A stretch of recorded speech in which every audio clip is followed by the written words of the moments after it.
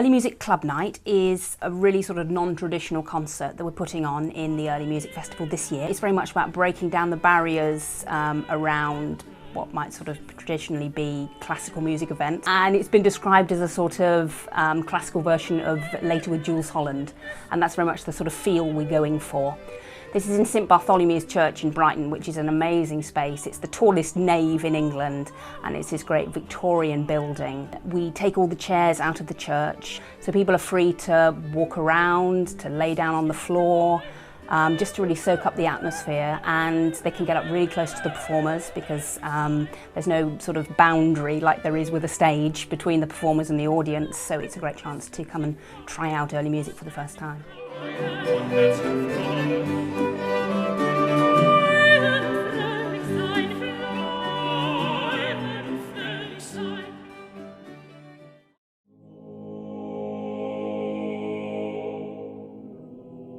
Carlo Gesualdo was a composer who lived at the very end of the 16th century, beginning of the 17th century.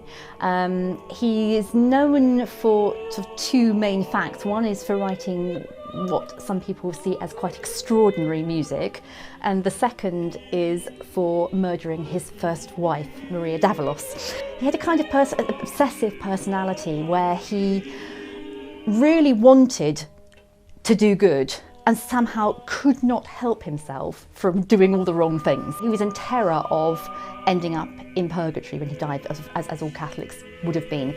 But he just somehow could not stop himself from going down this path of committing more and more sins. And the music is very much, I feel, a response to that, particularly in his amazing collection of Tenebrae Responsories, which were written towards the end of his life. It's almost like he's trying to do a bargain with God to say, if I write this amazing music, let me off purgatory, please. The play is actually set on his last day, and he's dying, and he looks back in flashback to some of those key points earlier in his life. He's hounded and haunted by a vision of his first wife, who appears to him as a ghost, and almost through the process of the play has to exercise and finally talk about what happened on the night of the murder. It's interspersed with his amazing music, which is absolutely extraordinary. It is unlike anything else, I think, and this is a collaboration with a Marian consort, a very amazing young consort who we've worked with at BREMF. We supported through our Early Music Live scheme, and I think, for my money, they are pretty much the best young vocal ensemble on the circuit today, so they will be performing the music live.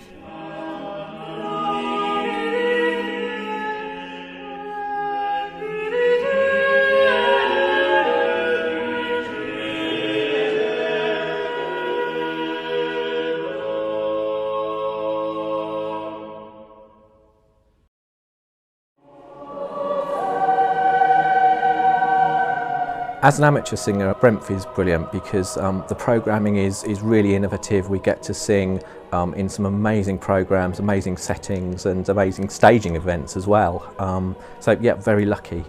I'm involved in two concerts. The BREMF singers are doing the St John Passion this year with John Hankhorn and a brilliant lineup of professional soloists. And I'm also singing in the 40 Shades of Spem concert that Deborah Roberts is directing, music by Bird and Tallis. Spem in Alim's an amazing piece of music. It's composed by Thomas Tallis, and it's for 40 parts. And the way it works is there are actually 8 choirs of 5 voices in each choir, and the music moves around the 8 choirs in an amazing way, and then kind of moves back through the choirs.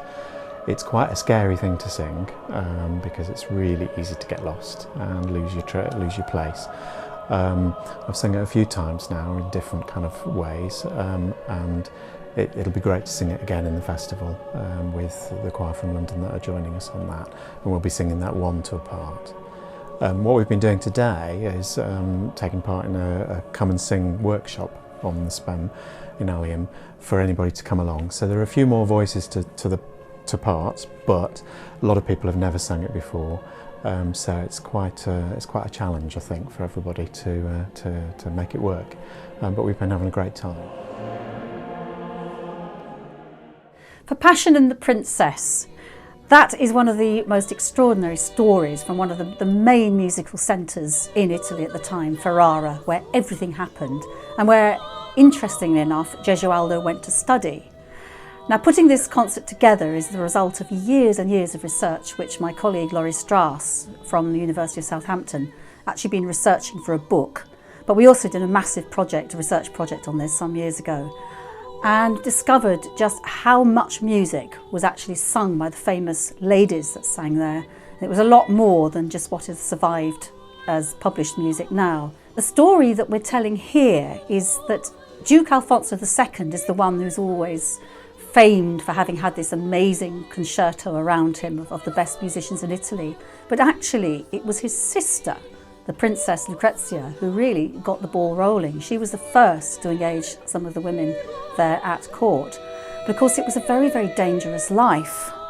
If you were a female performer, it was extremely risque. There was something not quite respectable about what you were doing. And quite a few of the singers at court actually ended up being murdered. What I think is interesting this year is we are doing 3 concerts which concentrate on Renaissance history as well as the music, and all of them have dialogue in them, setting the context, because it was a fascinating time, and a time when religious passion, the passions of love, but also passions of ownership, of warfare, all of these things were absolutely explosive at that time. This is before the age of reason, before the kind of a politeness of court. This is a very violent time, and yet it produced some of the finest art and the finest music we've ever had.